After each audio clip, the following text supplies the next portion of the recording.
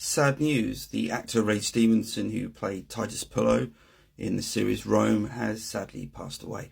If you weren't aware, Rome was a TV series which aired between 2005 and 2007.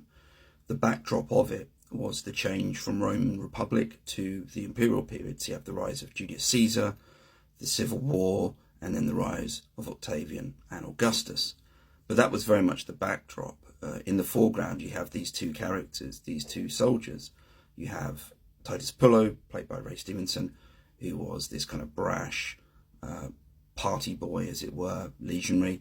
And then you have his senior officer. You have Licinius Vorenus, who's a centurion, played by Kevin McKidd. Very different character. It's very stern, very morally upright. And the interplay between them is fantastic, and that's what sort of anchors the entire series. You see the events play out around them and behind them, but fundamental to Rome was the relationship these two characters had. And both actors brought it to brilliant reality, and it was something which hooked a lot of people.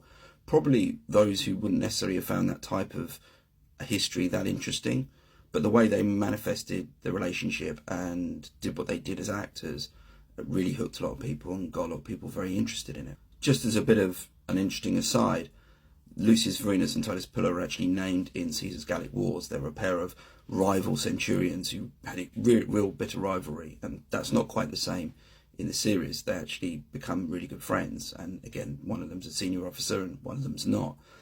But it's a really sad thing. Rome, for many people, was either a realization of the love of their subject, or it got them really hooked and engaged with that subject.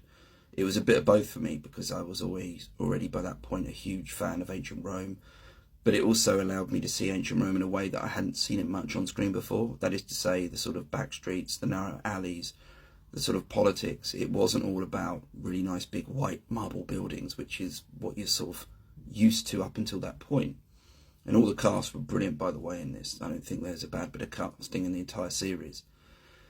So, again, really sad news. Now, one thing you can do, if you're someone who isn't or hasn't ever had the chance to watch Rome, go and watch it. I'm sure you enjoy it, regardless of whether or not you're interested in what goes on behind in the political and historical landscape to it all. I think you'll enjoy it because it's great writing and great acting.